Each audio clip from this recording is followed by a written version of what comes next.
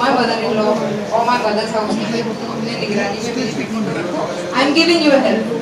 ठीक है. But then I got pregnant like a second time. The hurdle was the second baby. ये बार breaks.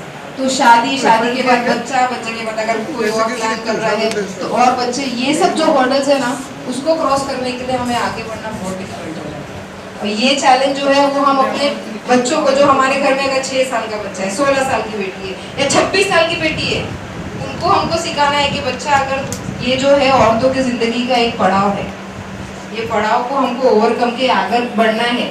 शादी होने के बाद घर बैठ जाना नॉट रिक्वायर्ड. बच्चे होने के बाद भी घर ही बैठ जाना नॉट रिक्वायर्ड. है ऑप्शंस. डे केयर्स होते हैं. You can have a Naini. If not you have your parents around. If not you have somebody around. उनको छोड़ो, उनको जाने दो, उनको उधर रखो और आप निकलो बाहर. पहले आप 4 घंटे के लिए निकल सकते हो, फिर आप 8 घंटे के लिए निकल सकते हो.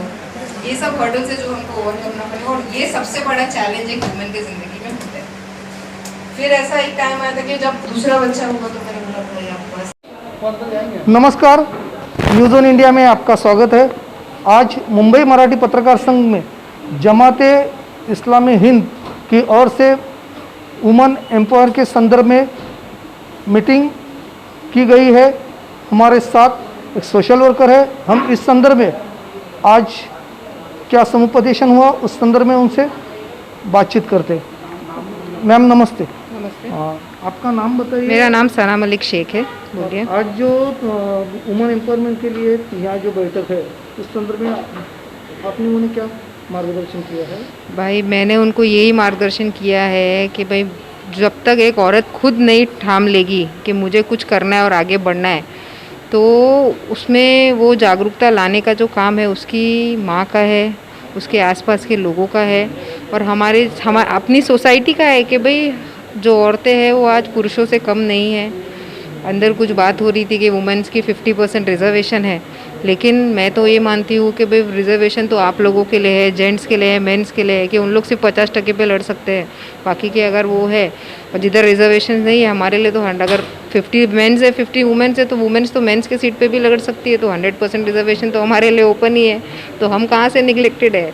हमारे पास तो अपॉर्चुनिटीज़ ही अपॉर्चुनिटीज़. चैलेंजेस तब आती है जब हम अपने घर में बच्चियों को या आसपास जो हमारे साथ है उनको हम उस डायरेक्शन में दिखाते नहीं हैं या सोचने को नहीं करते.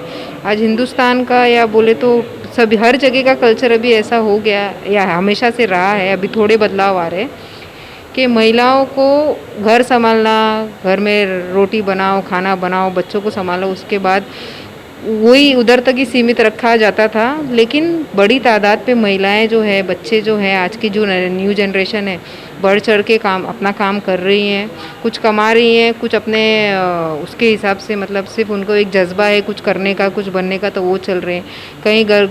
कहीं घरों में ज़रूरत है, माल की हालत ख़राब है तो इसके हिसाब से उसमें भी साथ दे रही है. मतलब हर पड़ाव पे आज महिला और पुरुषों के साथ चल रही है और इसका जो है असर और आने वाले सालों में लगेगा, दिखेगा और बदलाव होएगा. काफ़ी हुआ है और आगे भी होएगा. आज सरकार में अल्पसंख्यक मंत्री नवाब मलिक साहब है और उनके आप लड़की है, तो आपके पिता के माध्यम से महिलाओं के सशक्तिकरण के लिए आप क्या प्रयास कर रही है? भाई मैं तो ऑन फील्ड में बोल के आ रही हूँ आपको. मैं प्रोफेशनली, सोशली, पॉलिटिकली और सभी मतलब अपने जितना भी एक औरत का किरदार होता है सभी निभा रही हूँ और पूरी ताकत से निभा रही हूँ. उसमें मेरे पिताजी ने बचपन से मेरा साथ दिया है और वो सिर्फ मेरा नहीं, हमारे घर में जितनी भी महिला है उनको वो आज़ादी दी कि आपको जो आगे करना है आप करिए, आगे बढ़िए, जो फील्ड में आगे बढ़ते हैं वो बढ़िए. आपकी क्या खासगी है, आपको किस चीज़ में ज़्यादा रुझान है वो आप लेके आगे बढ़िए. और कभी कोई रोक टोक नहीं था, कभी भाई बहनों में फ़र्क नहीं था. घर में कभी ऐसा नहीं था कि लड़कियां ही प्लेट उठा रही हैं या प्लेट रख रही है. भाई खुद अपना खाना निकाल के खा लेते, पिताजी भी खुद खा लेते, ले लेते हैं. सब अपना अपना वो बोलते हैं ना, एक समानता रूप में हमेशा हमने अपने घर में देखा. तो ऐसा हमें वो माहौल तो अपने घर में नहीं दिखाई दिया कि कोई लड़की और लड़के में फ़र्क कर रहा था. और फिर आज भी हम देखते हैं कि सबको समानता दे के चल रहे हैं. मुझे बहुत अच्छा लगा ये इस ऐसे अवार्ड्स करना चाहिए. पैंडेमिक में एक अच्छा इन्होंने रखा और मुझे बहुत अच्छा लगा यहाँ कर. और लोगों जो टैलेंटेड वुमेन सारी आई हैं आई थिंक सो बहुत ही अच्छा है और उसको आगे भी रखना चाहिए। आपका उसमें कितना सपोर्ट है इनके साथ? 100%।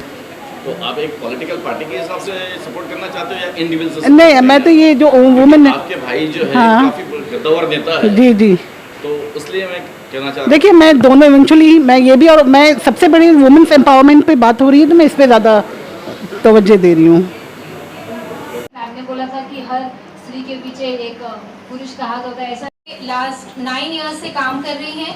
She is a social. एक minute Need not bend down, because as it is said, the woman usually she goes later on further than the crowd. You know, it is always said that the women cannot do this, the women are not supposed to do that, but I feel no.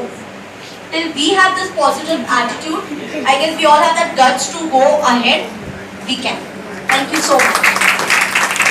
And मैंने हमेशा देखा है औरतों को रोते हुए, जूझते हुए, लेकिन समाज की जितनी मजबूत औरतें हैं जो आज इकट्ठा एक स्टेज पे आके जब एक एक औरत ने बोला तो मुझे विश्वास हुआ कि एक औरत सब कुछ बदल सकती है और वो सब कुछ कर सकती है। और हम सब औरतों के अंदर वो गुण होते हैं, बस इतना होता है कि हम भटक जाते हैं, हम समझ नहीं पाते कि हमारी काबिलियत क्या है। और एक चीज़ जो मैंने स्टेज पर भी बोली हूँ, फिर से बोलूँगी, we do not need permission. हमें परमिशन की ज़रूरत नहीं है। सिर्फ एक ही पूरी दुनिया को जो परमिशन देता है सिर्फ वही हमें परमिशन देगा, वो है ऊपर वाला। इसके अलावा हमें किसी से भी कोई परमिशन लेने की ज़रूरत नहीं है। आप लोग डट के काम कीजिए, बच्चों के लिए, महिलाओं के लिए। जय हिंद, जय महाराष्ट्र। इस वक्त हमारे साथ है डॉक्टर धनलक्ष्मी जी। आदिवासी क्षेत्र में इनका बहुत महत्वपूर्ण योगदान है। आज इन्हें पुरस्कार देकर उनका सम्मान किया गया। हम उन्हीं से इस विषय पर संवाद साधते हैं।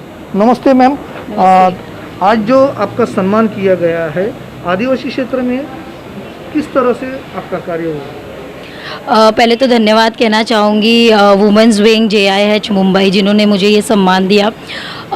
वुमेन केयर फाउंडेशन प्रेसिडेंट हूँ मैं, और जो हमारी संस्था है उन्होंने, हाँ, हमने 50 से ज़्यादा विलेजेस को सपोर्ट किया है, आदिवासी विलेजेस को महाराष्ट्र में।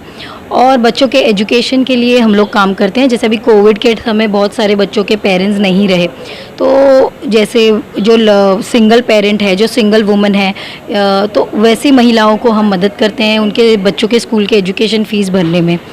और ऐसे अभी 60-80 से ज़्यादा बच्चे हो हैं जिनको हमारी तरफ वुमेन केयर फाउंडेशन की संस्था की तरफ से उन्हें सपोर्ट दिया गया है। और आदिवासी महिलाओं को पूरे साल भर का sanitary napkins women care foundation की तरफ से जाता है। और ग्रेन डोनेशन जो पैंडमिक में जब भी ज़रूरत थी तभी भी काफ़ी था, 35 विलेजेस को हमारी तरफ से सपोर्ट गया था ग्रेन्स डोनेशन के लिए। आपने अभी तक जो भी कार्य की है उस संदर्भ में सरकार ने कुछ संज्ञान लिया है? इस संदर्भ में आपसे सरकार की ओर से किसी ने संपर्क साधा है? नहीं, अभी तक तो नहीं ऐसा सरकार की तरफ से अभी हमारे को कोई अप्रोच नहीं है। बट हाँ, हम चाहते हैं कि हमें मदद मिले, जिससे हम लोग और भी हमारा विज़न है कि हम इंडिया के हर गांव में पहुँचे और उन्हें मदद करें। क्योंकि आदिवासी ऐसा क्षेत्र है जहाँ पे महिलाओं को बेसिक भी नहीं मिलता है, उन्हें बहुत सारी चीज़ों का अवेयरनेस नहीं है, उनको उनके राइट्स की अवेयरनेस नहीं है। तो हम महिलाएं बहुत लकी हैं जो सिटी में रहती हैं, जो हमें हमारी बेसिक नीड्स तो मिलती है, एजुकेशन भी मिलती है, बट उन लोगों के पास में वो बेसिक अभी नहीं मिलता है। तो हम चाहते हैं कि उन लोगों को अवेयरनेस हम लोग दें वुमेन केयर फाउंडेशन के ज़रिए और उन्हें एजुकेट करवाएं।